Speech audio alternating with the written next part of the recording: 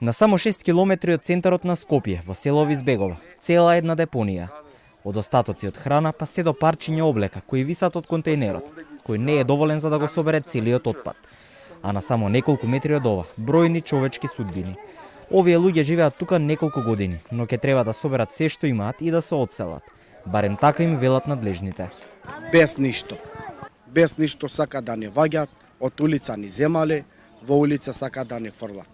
Работи ли некој од вас? Никој не работи, приватно си работиме, по чишиња, со хартија, као што знаете, по континери и така.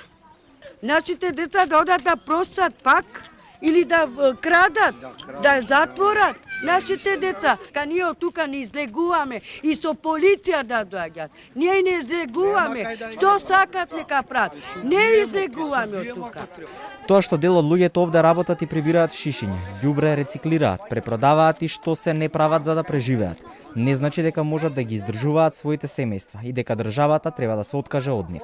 Ова го велат од Хелсиншкиот комитет за човекови права, заедно со тврдењето дека овие луѓе се обидуваат на секаков начин да се оттргнат од канџите на сиромаштијата.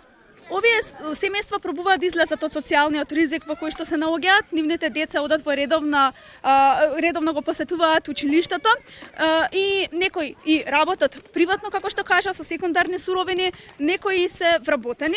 На тој начин пробуваат да обезбедат една економска стабилност и една економска независност. Тоа не значи дека они се способни и дека можат да живеат без поддршка моментално и дека можат многу детните семејства кои што ги имаат на тој начин да ги издржат. Но труд и социјала потенцираат. Законот е јасен и луѓето кои што живеат овде не можат да гледаат новие трошни државни градби како на нивно постојано живеалиште. Семејствата кои што имаат по некој вработен член веќе не се сметаат како да се од социјален ризик, без разлика на тоа колкава плата земаат. Најголем дел од семејствата си имаат лични карти и адреси на живење во различни општини од државата. Министерството за труд и социјална политика е надлежно за привремено згрижување, меѓутоа домувањето е во надлежност на општините, со оглед дека овие домаќинства си имаат лични карти и адреса на живење во соодветни општини, општините треба да си превземат дел од одговорноста. Министерката за труд и социјала вели дека новиот и промовиран оперативен план за вработување предвидува токму за приматели на социјална помош да се најде работа, но не и дом. Луѓето овде остануваат барем уште некое време, додека да ги добијат решенијата дека мора да ги напуштат сегашните живеалишта и некој не дојде да ги избрка.